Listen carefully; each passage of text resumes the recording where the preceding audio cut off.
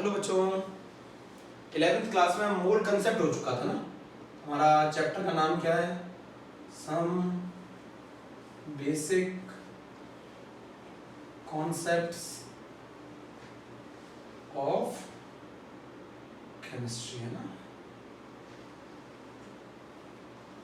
चलिए, आज का हमारा टॉपिक का नाम है परसेंटेज कंपोजिशन, है ना। क्या नाम है? Percentage composition. ठीक,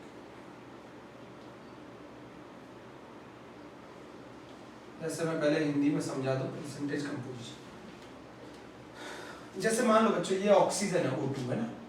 अगर मैं आपसे बोलूं इसमें ऑक्सीजन का परसेंटेज कितना है, तो 100% टोटली ऑक्सीजन से मिलके बना है। अगर मैं आपसे बोलूं O2 के अंदर ऑक्सीजन का परसेंटेज कितना है, तो आप बोलेंगे 100%, किसी भी बच्चे को मालूम है।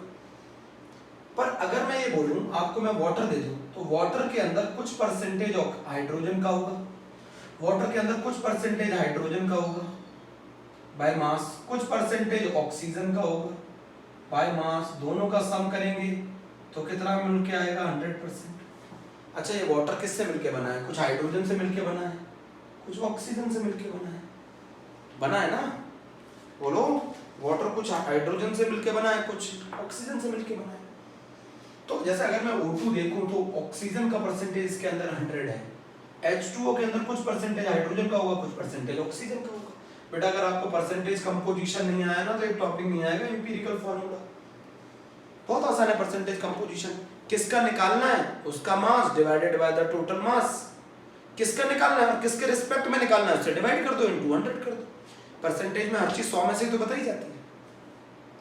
अब H2O के अंदर कुछ परसेंट हाइड्रोजन का होगा, कुछ कंट्रीब्यूशन हाइड्रोजन का होगा, कुछ ऑक्सीजन का होगा, दोनों का मिला के 100% होगा। तो अगर मैं बात करूं, इधर देखना, सुनना मेरी बात। ये रहा मेरा H2O का टोटल मास कितना होता है? 18 ग्राम। इस 18 ग्राम के अंदर 2 ग्राम हाइड्रोजन कंट्रीब्यूट करता है, 2 ग्राम हाइड्रोजन कंट्रीब्यूट करता है। समझना, लिखा मैंने। इस H2O का टोटल मास कितना? 18 ग्राम। 18 ग्राम में 2 ग्राम हाइड्रोजन कंट्रीब्यूट करता है। ऑक्सीजन का कितना मास होता है? 16। एक हाइड्रोजन का 1 होता है, 2 हाइड्रोजन का 2 होता है। ऑक्सीजन का कितना होता है? 16। तो इसमें 16 ग्राम ऑक्सीजन कंट्रीब्यूट करता है।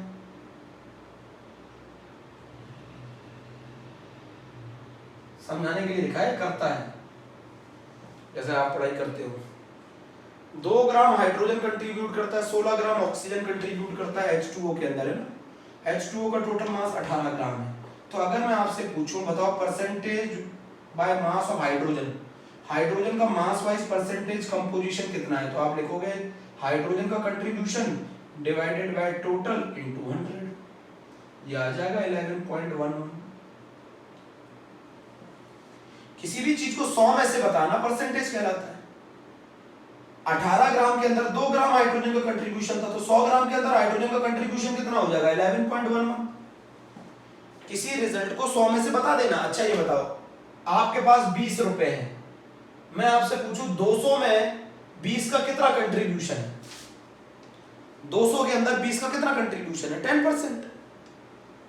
अरे भाई, 200 रुपए में 20 का कंट्रीब्यूशन कितना है? तो किसका निकाल रहे हैं आप? उसका मास डिवाइडेड बाय टोटल इनटू 100। किसका निकालना है और किसके रिस्पेक्ट में निकालना है, उससे डिवाइड कर दो इनटू 100। अब ये बताओ percentage by mass of oxygen कितना होगा? ऑक्सीजन का मास वाइज कितना कंट्रीब्यूशन होगा? 16 डिवाइडेड बाय 18 इनटू 100। ये आ गया 88.88। क्या मतलब है इसका, बताओ। इसका मतलब है 18 ग्राम वाटर के अंदर 2 ग्राम हाइड्रोजन का कंट्रीब्यूशन है, 18 ग्राम वाटर के अंदर 16 ग्राम ऑक्सीजन का कंट्रीब्यूशन है। तो अगर मैं कंट्रीब्यूशन हाइड्रोजन का परसेंटेज बाय मास पूछूं, हाइड्रोजन का मास परसेंटेज पूछूं, परसेंटेज कंपोजिशन पूछूं, तो हाइड्रोजन का contribution divided by total into 100।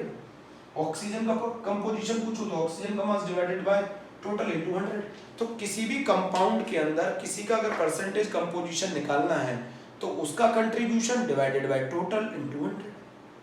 किसी भी स्पीसीज का किसी कंपाउंड के अंदर अगर आपको परसेंटेज कंपोजिशन निकालना है, तो उस स्पीसीज का mass divided by the total mass of the compound into 100। उस स्पीसीज का कितना कंट्रीब्यूशन है? अच्छा 18 ग्राम के अंदर हाइड्रोजन का कंट्रीब्यूशन कितना है? 2 ग्राम, तो 2 ग्राम डिवाइडेड बाय 18 इनटू 100। तो अब ये रिजल्ट 100 में से आ गया। मतलब अगर आप 100 ग्राम वाटर लोगे तो उसमें 11.11 ग्राम हाइड्रोजन होगा और 88.89 ग्राम ऑक्सीजन होगा। किसी रिजल्ट को 100 में से बताना, जैसे आपके परसेंटेज बोर्ड में मान लीजिए 94 आई, तो इसका मतलब क्या है? इसका मान लो आपके, मैं आपसे बोलूं आपके 450 मार्क्स आए 500 में से, आप इसको ऐसे तो नहीं बताते हो, आप इस रिजल्ट को 100 में से बताते हो, जैसे 90% बोल दो आप। तो मैं आपको क्या बताना चाहता हूं, जब भी किसी चीज को 100 में से बताया जाता है तो परसेंटेज वर्ड यूज किया जाता है। तो यहाँ पर अगर आप परसेंटेज बाय कंपोजिशन हाइड्रोजन की निकालोगे, हाइड्रोजन की परसेंटेज कंपोजिशन निकालोगे तो हाइड्रोजन का कंट्रीब्यूशन डिवाइडेड बाय टोटल। अगर आप ऑक्सीजन का परसेंटेज कंपोजिशन निकालोगे तो ऑक्सीजन का mass divided by total into 100। तो इस तरीके से परसेंटेज कंपोजिशन निकाला जाता है। ठीक है, रफ कर दूं, समझ में आया? किसी भी एलिमेंट का कितना कंट्रीब्यूशन है उस कंपाउंड के अंदर, बड़ा आसान है निकालना। उस एलिमेंट का mass divided by the total mass of the compound into 100। बोलो, किसी भी एलिमेंट का कभी भी कंट्रीब्यूशन अगर आपको निकालना है बाय मास तो परसेंटेज कंपोजिशन यूज किया जाता है। तो परसेंटेज कंपोजिशन मैं लिख रहा हूं formula, percentage mass of element है ना, परसेंटेज मास ऑफ एलिमेंट। अगर किसी एलिमेंट का परसेंटेज बाय मास निकाल रहे हैं, मास परसेंट निकाल रहे हैं, परसेंटेज कंपोजिशन निकाल रहे हैं, तो mass of element, mass of element, उस एलिमेंट का कितना कंट्रीब्यूशन है divided by mass of compound, mass of compound into 100। किसी भी एलिमेंट का परसेंटेज कंपोजिशन निकालना है आपको, ये फॉर्मूला आना चाहिए। आप किसी भी एलिमेंट का परसेंटेज कंपोजिशन निकाल सकते हैं। किसी एलिमेंट का परसेंटेज कंपोजिशन निकालना है तो उस एलिमेंट का mass divided by mass of compound into 100। ठीक है, चलिए, जिसका निकालना है उसका मास डिवाइडेड, जिसके रिस्पेक्ट में निकालना है उसके मास से डिवाइड कर दो, इनटू 100 कर दो। चलिए, जैसे C2H5OH है, इस केस में कौन कौन से एलिमेंट प्रेजेंट हैं? C2H5OH के अंदर कौन कौन से एलिमेंट प्रेजेंट है? कार्बन है, हाइड्रोजन है, ऑक्सीजन है ना? तो ये बताओ, कार्बन का कितना कंट्रीब्यूशन है? 12 इंटू 2 है ना। हाइड्रोजन का कितना कंट्रीब्यूशन है? 5 हाइड्रोजन और 6 हाइड्रोजन, 6 इंटू 1। ऑक्सीजन कितना है? 16 इंटू 1। टोटल करोगे आएगा ये 46 ग्राम। 46 ग्राम के अंदर इतना कार्बन का कंट्रीब्यूशन है, इतना हाइड्रोजन का कंट्रीब्यूशन है, इतना ऑक्सीजन का कंट्रीब्यूशन है। अब परसेंटेज ऑफ कार्बन निकालो बाय मास, मास परसेंटेज निकालो कार्बन के अंदर C2H5OH में। तो कार्बन का contribution 24 divided by total mass 46 into 100। Percentage composition of hydrogen निकालो, हाइड्रोजन का contribution 6 divided by total into 100। Percentage composition oxygen की निकालो, ऑक्सीजन का कंट्रीब्यूशन 16 डिवाइडेड बाय 46 इंटू 100। तो जो जितना कंट्रीब्यूट करता है उसका मास डिवाइडेड बाय टोटल। तो यहाँ कार्बन कितना कंट्रीब्यूशन, कार्बन की वजह से इस C2H5 के OH के अंदर कितना कंट्रीब्यूशन है? 24 ग्राम। हाइड्रोजन की वजह से कितना कंट्रीब्यूशन है? 6 ग्राम। ऑक्सीजन की वजह से कितना कंट्रीब्यूशन है? 16 ग्राम। तो इनका परसेंटेज कंपोजिशन कितना होगा? तो कार्बन का mass divided by total, hydrogen का mass divided by total, oxygen का मास डिवाइडेड बाय टोटल, इनके परसेंटेज कंपोजिशन आ जाएंगे। मैंने निकाले हैं, मैंने निकाला है 52.14%।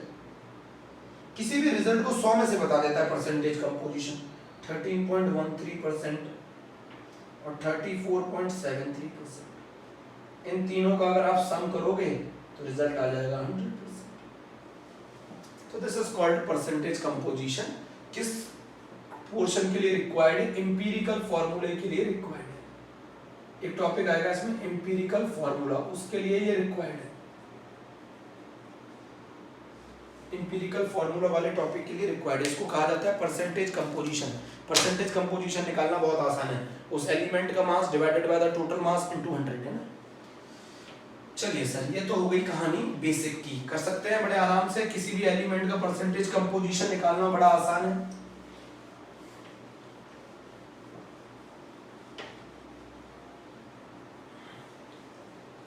ठीक है, अब हेडिंग डालो सॉल्यूशन। आपको मैं बता दूं, सॉल्यूशन हमारा चैप्टर भी है 12th क्लास का, और इसमें 11th क्लास में उसके बेसिक भी आता है, बेसिक भी पूछा जाता है, बेसिक भी पूछा जाता है। सही है, नोट करेंगे। तो अब हम अब एक पोर्शन पढ़ने वाले हैं जो सब बेसिक कंसेप्ट्स में दे रखा है केमिस्ट्री में, और वो पोर्शन है सॉल्यूशन। कौन सा पोर्शन है? सॉल्यूशन। तो हेडिंग डालते हैं concentration terms, concentration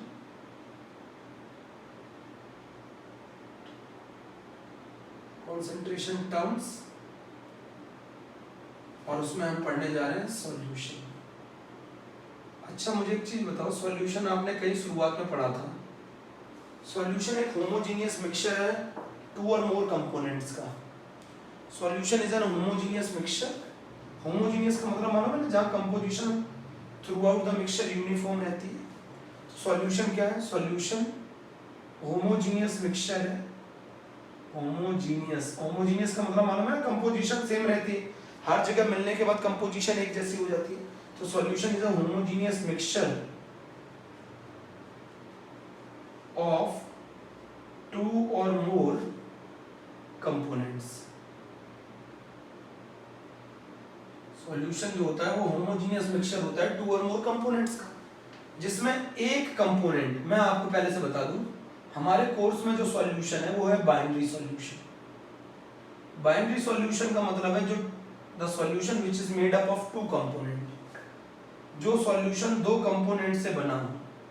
solution which is made up of two component,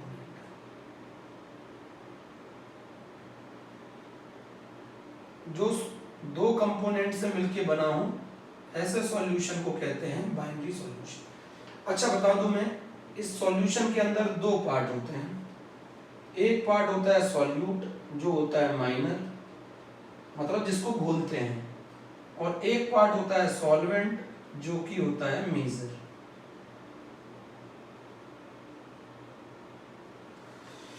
एक होता है सॉल्यूट और एक होता है सॉल्वेंट। सॉल्यूट पार्ट वो होता है जो माइनर होता है, सॉल्वेंट वो होता है जो मेजर होता है। जैसे सुनो,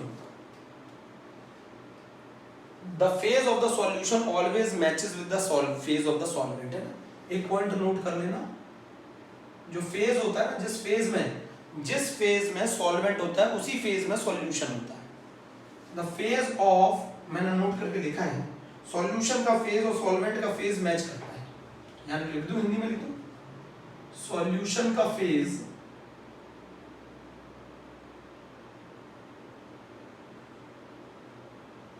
और एंड सॉल्वेंट का फेज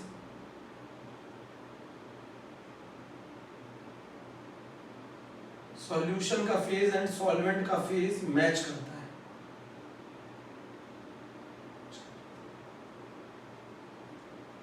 बड़ा आसान है, इस तरीके से भी आप एक बार पहचान सकते हैं।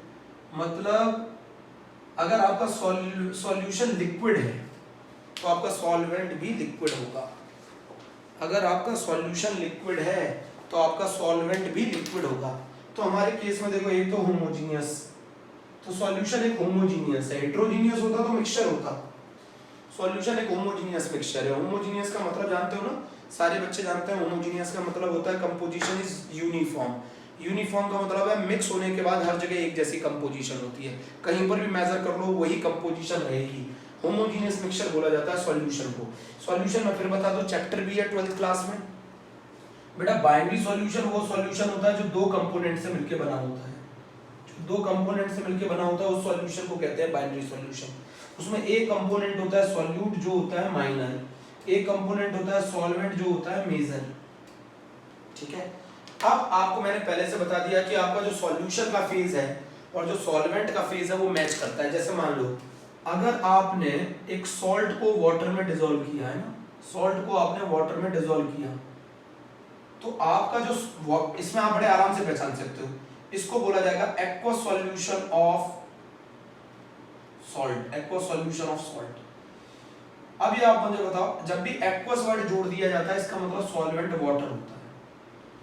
जब भी एक्वस वर्ड जोड़ दिया जाता है सॉल्वेंट वाटर होता है, समझ गए? एक्वस वर्ड में सॉल्वेंट वाटर होता है। अच्छा, अब अगर नमक, आपको मैंने क्या बताया, सॉल्यूशन का फेज वही होता है जो सॉल्वेंट का फेज होता है, पहचानना आसान है। जब सॉल्यूशन लिक्विड आएगा इसका मतलब सॉल्वेंट भी लिक्विड है, सॉल्ट नहीं हो सकता ना सॉल्वेंट। पूछो क्यों? क्योंकि आपका सॉल्यूशन लिक्विड आ रहा है, तो ये होगा आपका सॉल्यूट और ये होगा आपका सॉल्वेंट। भाई मैंने ऊपर लिख दिया सॉल्यूशन का फेज एंड सॉल्वेंट का फेज मैच करता है, सॉल्यूशन का फेज एंड सॉल्वेंट का फेज मैच करता है बेटा। तो सॉल्यूशन आपका लिक्विड है तो सॉल्वेंट भी आपका लिक्विड होगा। एक एग्जांपल हो गया, अगर मान लो मैं शुगर और वाटर को मिला दूं तो इन दोनों का जो सॉल्यूशन आएगा वो भी लिक्विड आएगा। इसको बोलेंगे aqua solution of sugar, aqua solution of sugar. ये भी लिक्विड होता है। लिक्विड कौन है, वाटर है कि शुगर है? तो लिक्विड ही है। ये सॉलिड है तो इसका ये, तो इस केस में ये सॉल्यूट होगा और ये सॉल्वेंट होगा।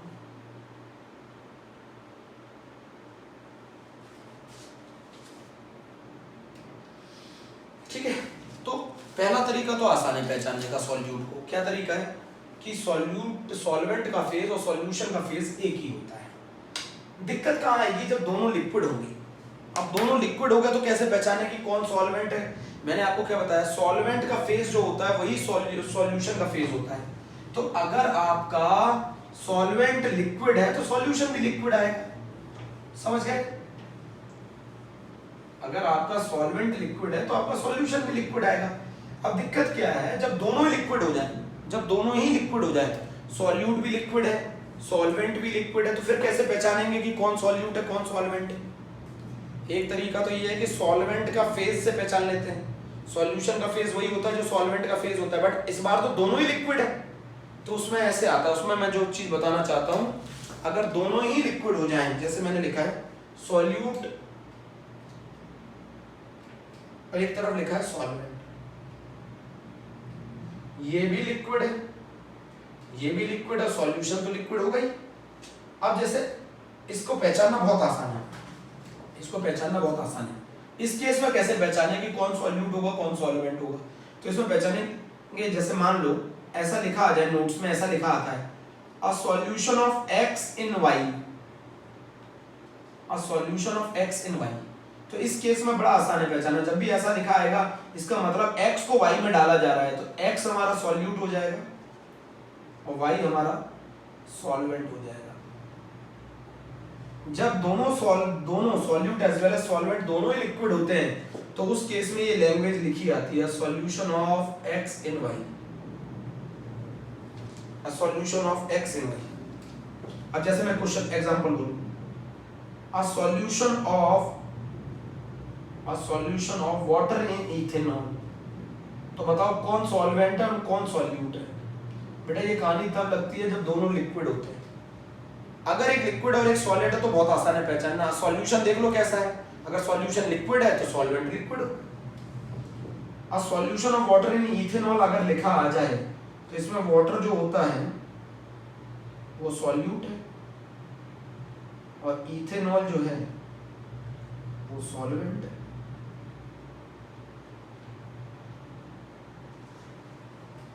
A solution of water in ethanol, या फिर ऐसा लिखा आ जाए a solution of ethanol in water, a solution of ethanol in water, तो भी पहचान लोगे। बताओ क्या बोलोगे? इसका मतलब सॉल्यूट इथेनॉल है, लैंग्वेज से भी पहचान सकते हैं, एंड सॉल्वेंट वाटर है। चलो चेक। अगर मैं नमक और पानी को मिलाऊं तो नमक सॉल्यूट होगा वाटर सॉल्वेंट होगा, शुगर और पानी को मिलाऊं तो शुगर सॉल्यूट होगा वाटर सॉल्वेंट होगा। बट अगर दोनों लिक्विड आ जाए तो इस लैंग्वेज पे वर्क करना पड़ता है। अगर दोनों लिक्विड आ जाएंगे तो ये चीज कब लगती है, जब लिक्विड इन लिक्विड हो। तो हम कैसे पहचानेंगे solution of x in y, तो x को y में मिलाया जा रहा है, तो उस केस में ये कहानी तब लगती है जब सॉल्यूट एंड सॉल्वेंट दोनों लिक्विड हो, तब उस केस में इस लैंग्वेज से पहचाना जाता है solution of x in y, a solution of water in ethanol.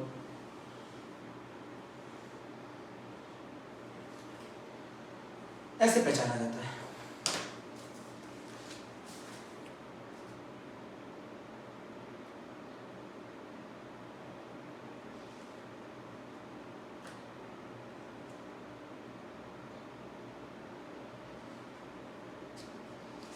जल्दी नोट करो, जल्दी नोट करो, जल्दी नोट।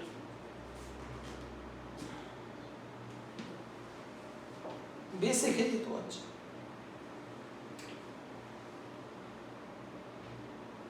रफ कर दो।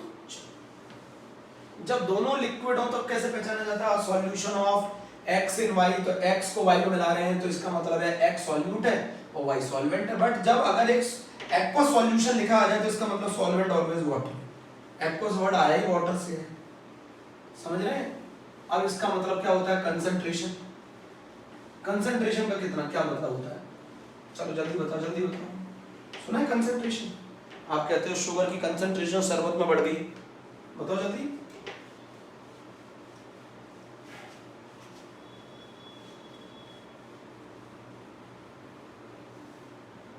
जल्दी बताओ। परसेंटेज कंपोजिशन सीख लिया। परसेंटेज कंपोजिशन बहुत आसान है, उस एलिमेंट का कितना कंट्रीब्यूशन है divided by total mass of the compound into 100। अच्छा सॉल्यूशन बहुत आसान है। सॉल्यूशन एक होमोजेनियस मिक्सचर है टू और मोर कंपोनेंट का। बच्चों एक चीज याद रखना, बहुत सारे बच्चे क्वेश्चन पूछते हैं सर अगर मैंने ग्लूकोज भी मिला दिया, मैंने शुगर भी मिला दी, बेटा सॉल्यूट एक से ज्यादा हो सकते हैं बट सॉल्वेंट ऑलवेज एक ही होता है। सॉल्यूट ऑलवेज एक से, आप एक से ज्यादा सॉल्यूट मिला सकते हैं बट सॉल्वेंट ऑलवेज एक ही होता है, ये फिक्स है। मतलब अगर मान लो आपके पास 3 कंपोनेंट है तो 3 कंपोनेंट के अंदर एक सॉल्वेंट होगा, बाकी दोनों कंपोनेंट सॉल्यूट होंगे। मान लो आपके पास 4 कंपोनेंट है तो 4 कंपोनेंट का अगर आपने सॉल्यूशन बनाया तो उसमें 3 कंपोनेंट आपके सॉल्यूट होंगे, एक कंपोनेंट आपका सॉल्वेंट होगा। सॉल्वेंट जो होता है वो ऑलवेज एक ही होता है, सॉल्यूट एक से ज्यादा हो सकते हैं। नोट कर लेना बच्चों, इस चीज को नोट कर लेना।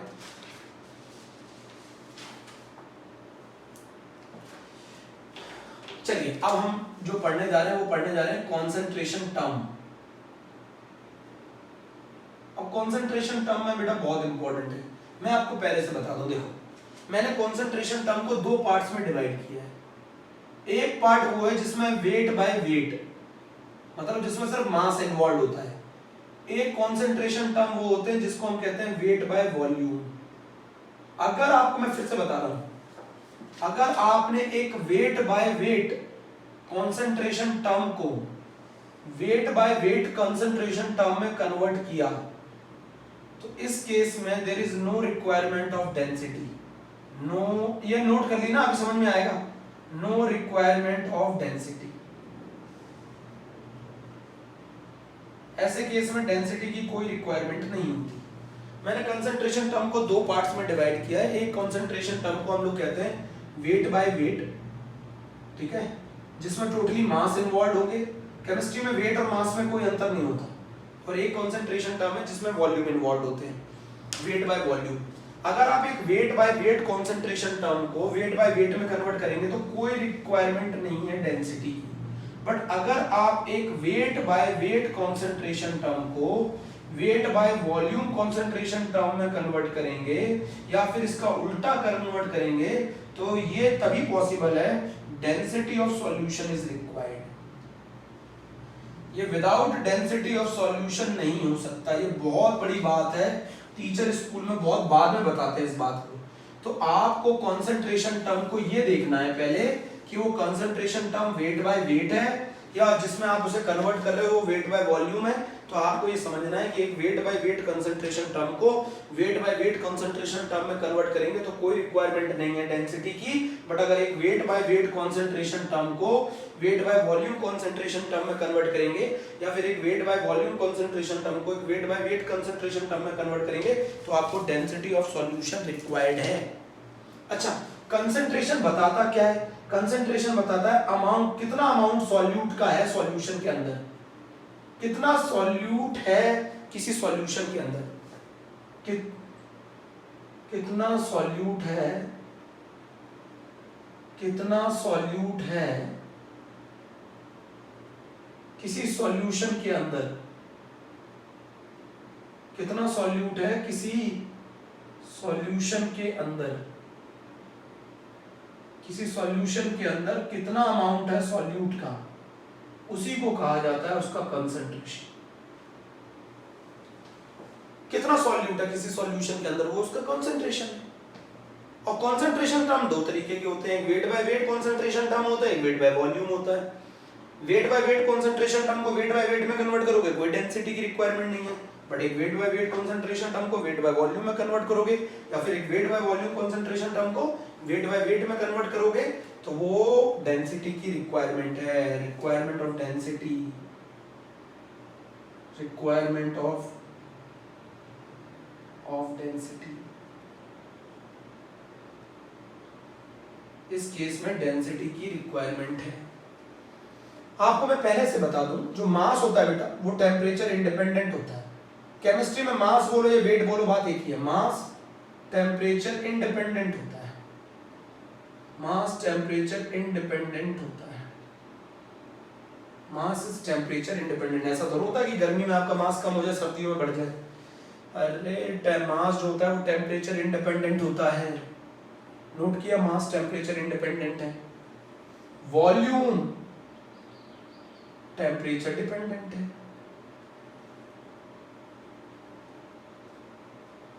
जितने भी कॉन्सेंट्रेशन टर्म में वॉल्यूम आएगा वो सब टेम्परेचर डिपेंडेंट है। जनरली टेम्परेचर बढ़ाने पर वॉल्यूम बढ़ता है, एक्सपेंशन होता है, और वॉल्यूम बढ़ेगा तो weight by volume concentration term और weight by volume concentration term घटेगा। ये चीज आप पहले से नोट कर लेना। अगर आप टेम्परेचर बढ़ाओगे तो वॉल्यूम एक्सपेंड करता है, वॉल्यूम एक्सपेंड करेगा तो इसमें डिनोमिनेटर में आ रहा है, तो जितने भी कंसंट्रेशन टर्म जिनमें वेट बाय वॉल्यूम इन्वॉल्व है वो सारे कंसंट्रेशन टर्म कम होंगे। नोट कर दें, इतना नोट कर लिया। ये बात समझ में आई हो तो लिख लेना, ये किसी एनसीईआरटी में आपको नहीं मिलेगी, इतने सालों की मेहनत है, वहां से ये सीखा गया है। ठीक है, दो तरीके के कंसंट्रेशन टर्म है, हम जितने भी कंसंट्रेशन टर्म है उनको दो पार्ट्स में डिवाइड कर देंगे। ये बात बहुत इंपॉर्टेंट है कि मास टेम्परेचर के इंडिपेंडेंट होता है। ये बात बहुत इंपॉर्टेंट है कि जो वॉल्यूम है वो टेम्परेचर डिपेंडेंट होता है। तो वॉल्यूम जितने भी कंसंट्रेशन टर्म में आएगा वो सारे टेम्परेचर डिपेंडेंट होंगे, तो उसमें टेम्परेचर बढ़ाने पे वॉल्यूम बढ़ेगा, और वॉल्यूम बढ़ेगा तो वेट बाय वॉल्यूम कंसंट्रेशन जितने भी टर्म है वो सब घटेंगे। चलिए इतनी बात पहले नोट कर लीजिए।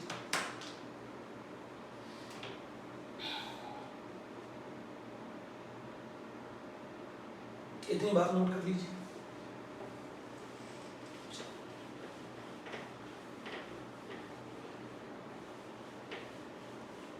इतनी बात नोट कर लीजिए।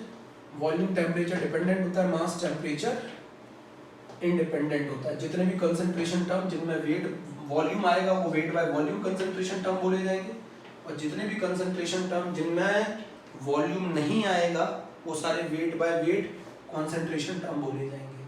आपको मैंने ये ऐसे लगा दिया, इसके नीचे आप ये लिख सकते हो, ये होते हैं टेम्परेचर इंडिपेंडेंट, ये टेम्परेचर इंडिपेंडेंट होते हैं। ये जितने अब wait by volume concentration term temperature dependent होते हैं। अच्छा, क्यों टेम्परेचर डिपेंडेंट होते हैं? क्यों टेम्परेचर डिपेंडेंट होते हैं? वॉल्यूम की वजह से। Wait by weight concentration term temperature independent क्यों होते हैं? Because mass is independent of temperature। अच्छा, constant independent of temperature। अच्छा, concentration बताता क्या है? concentration बताता है amount of solute in a given quantity of solution। कितना solute का amount है किसी solution के अंदर वो बताता है concentration। ये टेम्परेचर डिपेंडेंट क्यों होते हैं जरा बताओ। टेम्परेचर बढ़ाओगे तो वॉल्यूम बढ़ेगा, वॉल्यूम बढ़ेगा और weight by volume concentration term कम। तो जितने भी कंसंट्रेशन टर्म जिनमें वेट बाय वेट आ रहा है, मतलब जिसमें से टोटली मास इन्वॉल्व हो रहा है, वो कंसंट्रेशन टर्म टेम्परेचर इंडिपेंडेंट होते हैं। और जितने कंसंट्रेशन टर्म जिनमें वेट बाय वॉल्यूम आ रहा है वो टेम्परेचर डिपेंडेंट होते हैं। सब सीखेंगे आप आगे तसल्ली से, है ना, ये चीजें नोट कर लीजिए। अच्छा, टेम्परेचर बढ़ेगा तो वॉल्यूम बढ़ेगा, वॉल्यूम बढ़ेगा तो वॉल्यूम बढ़ेगा तो ये weight by volume concentration term घटेंगे। अच्छा, आपने अभी ये भी लिख दिया है कि एक weight by weight concentration term को एक weight by volume concentration term में अगर आप कन्वर्ट करोगे तो इसके लिए डेंसिटी रिक्वायर्ड है।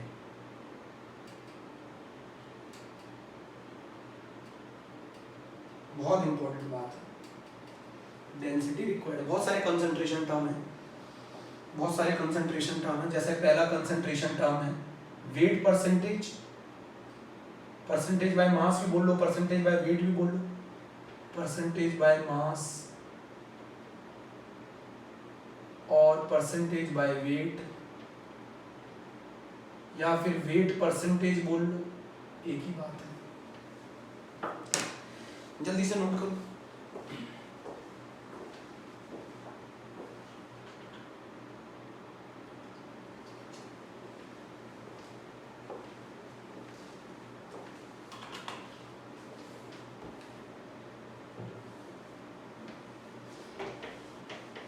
चलिए, पहला कंसंट्रेशन टर्म पढ़ा रहा हूं, बहुत आसान है। देखिए, परसेंटेज वर्ड हर जगह जब भी जोड़ा जाता है तो वो रिजल्ट को 100 में से बताता है, ये तो आपको मालूम होगा, ये तो आपको मालूम होगा ना। परसेंटेज वर्ड जब भी जोड़ा जाता है वो रिजल्ट को 100 में से बताता है। तो सबसे पहली हेडिंग हम लोगों की है वेट परसेंटेज है। चलिए जल्दी नोट कर लीजिए, जल्दी से। मैं जो हेडिंग डालूं वो लिखा करो आप तरीके से, परसेंटेज मास बाय मास। आप इसे परसेंटेज बाय मास भी बोल सकते हैं। इसको शॉर्ट में ऐसे भी लिखा जाता है, परसेंटेज वेट बाय वेट, ठीक है, या फिर मास परसेंटेज बोल लो, या फिर परसेंटेज बाय मास बोल लो, बात एक ही है ये सब। इसको निकालने का तरीका बहुत आसान होता है। इसको निकालने का तरीका होता है mass of solute, mass of solute upon mass of solution, इसमें कहीं वॉल्यूम आ रहा है, इनटू 100। आप मास ले लो सॉल्यूट का, डिवाइड कर दो उसको मास ऑफ सॉल्यूशन से, इनटू 100 कर दो तो परसेंटेज बाय मास आ जाता है। अगर आपको किसी का भी परसेंटेज बाय मास निकालना है तो आप मास निकालो सॉल्यूट का, उसको डिवाइड कर दो मास ऑफ सॉल्यूशन से, इनटू 100 कर दो। समझे नहीं समझे? Mass of solute divided by mass of solution into 100, तो उसका परसेंटेज बाय मास आ जाएगा। पक्का बोलो। तो ये कौन सा कंसंट्रेशन टर्म है, ये बताओ, ये कौन सा कंसंट्रेशन टर्म है? ये कंसंट्रेशन टर्म है weight by weight concentration term. ये weight by weight concentration term है। तो टेम्परेचर का क्या होगा बोलो? इसमें वॉल्यूम तो है ही नहीं, तो ये टेम्परेचर क्या होगा वो तो जल्दी बता दो। टेम्परेचर इंडिपेंडेंट होगा, ये टेम्परेचर इंडिपेंडेंट होगा, ये कंसंट्रेशन टर्म टेम्परेचर इंडिपेंडेंट होगा। Mass of solute upon mass of solution, मैंने क्या बताया था, दो कंसंट्रेशन टर्म है, एक वेट बाय वेट, एक वेट बाय वॉल्यूम। इसमें वॉल्यूम है नहीं तो ये वेट बाय वेट है, और वेट बाय वेट जितने कंसंट्रेशन टर्म थे वो सब क्या थे, टेम्परेचर इंडिपेंडेंट थे, because mass is independent of temperature. चलो अब मैं आपको एक क्वेश्चन से समझाता हूँ। मान लो ये आपने एक बोतल ले ली, ऐसे एक बोतल बनाई आपने, इसके अंदर NaOH भरा हुआ है और इस बोतल पे एक लेबल लगा हुआ है, लेबल जिस पे लिखा हुआ है 20% wait by wait aqueous NaOH solution. इस बोतल पे एक लेबल लगा हुआ है 20% wait by wait aqueous NaOH solution. आपको कैसे मालूम चला ये मास परसेंटेज है? इससे मालूम चला आपको मास परसेंटेज है, वेट बाय वेट। अच्छा, ये लेबल हमें क्या इंफॉर्मेशन देता है? ये लेवल हमें क्या इंफॉर्मेशन देता है, ये लेवल हमें क्या इंफॉर्मेशन दे रहा है। अच्छा ये हमें इसके बारे में क्या बता रहा है, मतलब एक बोतल है, जैसे मान लो ये बोतल है, इस पे मैं लिख दूं सॉल्यूशन है इसके अंदर, मैं इसके ऊपर एक चिट चिपका दूं जिस पे लिखा हो 20% wait by wait aqua solution of NaOH। यहाँ एक्वा वर्ड से साफ समझ में आ रहा है सॉल्वेंट वाटर है।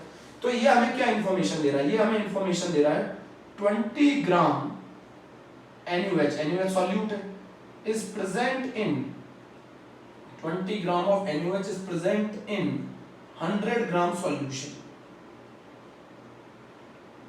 ये एक इंफॉर्मेशन दे रहा है 20 ग्राम NaOH जो प्रेजेंट है वो 100 ग्राम सॉल्यूशन में प्रेजेंट है, यही तो इंफॉर्मेशन है। तो अच्छा ये बताओ वाटर का वेट कितना होगा, वाटर का वेट कितना होगा, 20 ग्राम NaOH प्रेजेंट है 100 ग्राम सॉल्यूशन में, तो बताओ वाटर का वेट कितना होगा, बहुत आसान है, 100 ग्राम माइनस 20 ग्राम 80 ग्राम वाटर का वेट होगा। चलो अभी भी नहीं आया। एक ग्लूकोज के सॉल्यूशन पे लिखा था an aqueous solution of glucose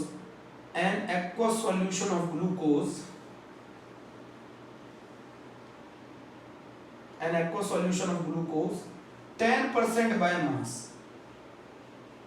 अच्छा अब ये हमें क्या इंफॉर्मेशन देता है, aqua solution of glucose 10% by mass हमें क्या इंफॉर्मेशन देता है, N aqua solution of glucose 10% by mass हमें क्या इंफॉर्मेशन देता है, ये हमें इंफॉर्मेशन देता है। बताओ इंफॉर्मेशन बताओ जल्दी से। ये कहता है कि 10 ग्राम एक्वस लिखा हुआ है तो सॉल्वेंट वाटर है, 10 gram glucose is present in 10 gram glucose is present in 100 gram solution. इसका मतलब क्या है, वाटर कितना होगा मेरे प्यारे बच्चों, तो होगा 100 माइनस 10 90 ग्राम। इस कंसंट्रेशन टर्म को बोला जाता है percentage by mass, wait by wait percentage.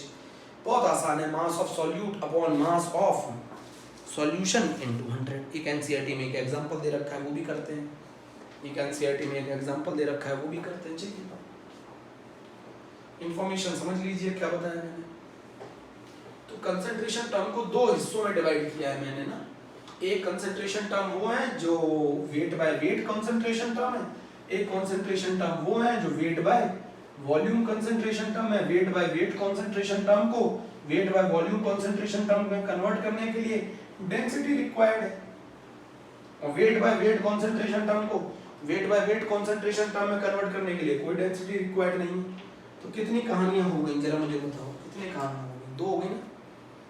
चलिए यहाँ पे एक कहानी को और समझते हैं, एक कहानी को और समझते हैं, और वो ये कहानी ये है कि जैसे एक एनसीईआरटी का क्वेश्चन है और वो है 2 ग्राम ऑफ ए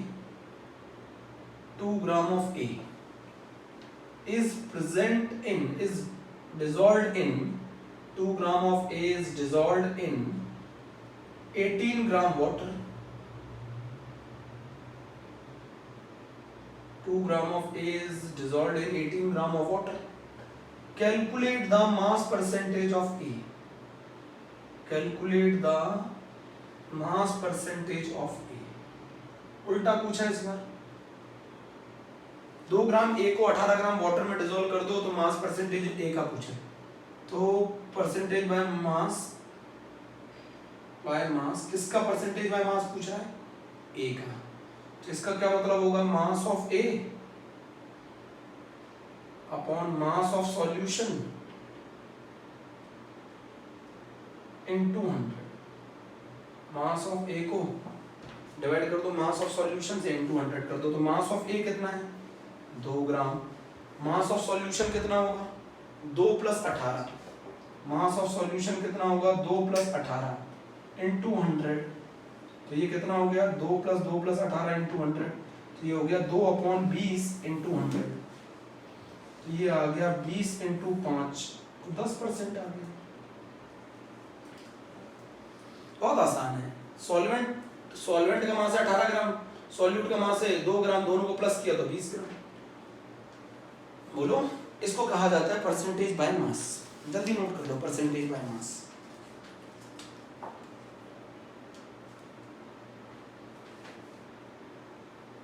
ठीक है, चले आगे।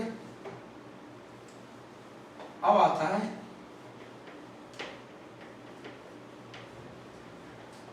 ये सब कंसंट्रेशन टर्म है। तो पहला कंसंट्रेशन टर्म समझ गए, wait by weight concentration term है ना। पहला कंसंट्रेशन टर्म समझ गए, wait by weight concentration term. एक और कंसंट्रेशन टर्म आता है जो कि बहुत इंपॉर्टेंट है, और वो है weight by volume concentration term. Wait by volume percentage बोल लो, वेट बाय वॉल्यूम परसेंटेज बोल लो, या फिर ऐसे लिख लो परसेंटेज मास बाय वॉल्यूम।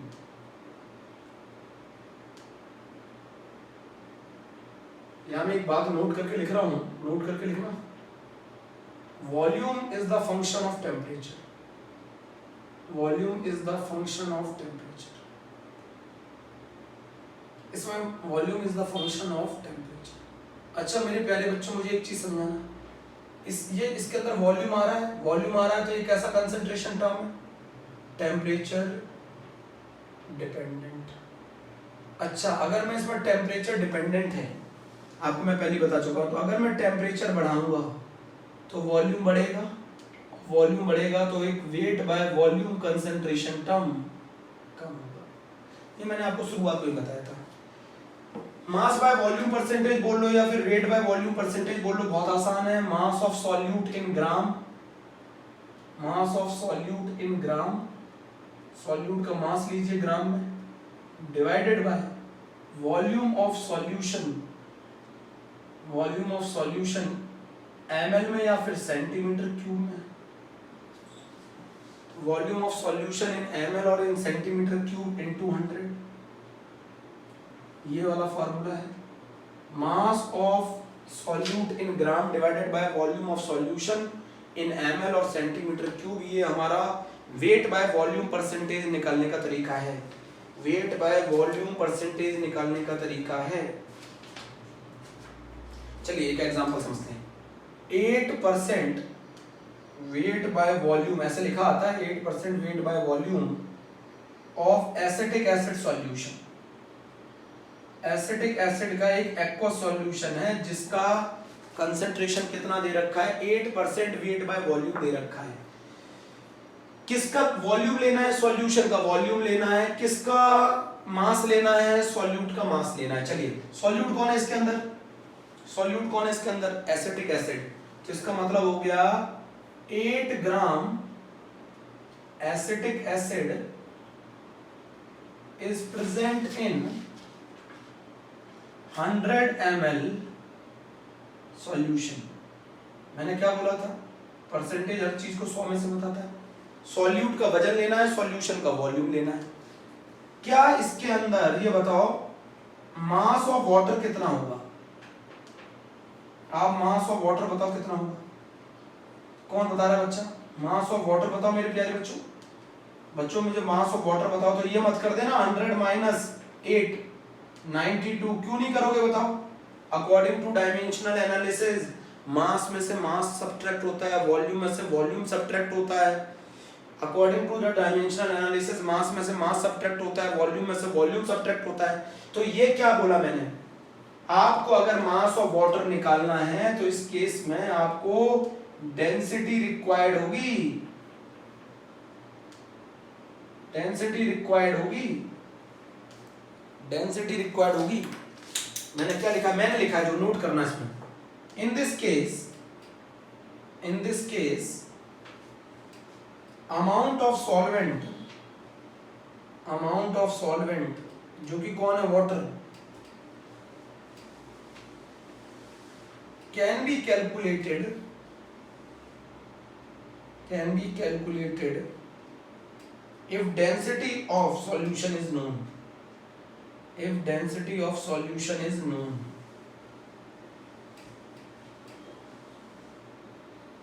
उसके बिना आप नहीं कर सकते। तो अगर मैं वेट बाय वॉल्यूम परसेंटेज निकाल रहा हूं तो आपको मास लेना है, सॉल्यूट का वॉल्यूम लेना है, सॉल्यूशन का इनटू 100। 8% वेट बाय वॉल्यूम अगर एसिटिक एसिड लिखा हुआ है किसी बोतल के ऊपर तो इसका मतलब है 8 ग्राम एसिटिक एसिड प्रेजेंट है 100 ml सॉल्यूशन के अंदर। आप अगर मैं आपसे पूछूं बताओ मास ऑफ वाटर कितना होगा, तो आप 100 में से 8 माइनस नहीं कर सकते क्योंकि ये वॉल्यूम है, ये मास है। वॉल्यूम में से वॉल्यूम सब्ट्रैक्ट हो सकता है, मास में से मास सब्ट्रैक्ट हो सकता है, वॉल्यूम में से मास सब्ट्रैक्ट नहीं हो सकता। तो इसके लिए आपको इसके लिए क्या रिक्वायर्ड होगा, डेंसिटी रिक्वायर्ड होगी। इतना आप लोग आज कर लीजिए बच्चों, ठीक है। बाकी कहानी अगले टर्न पर।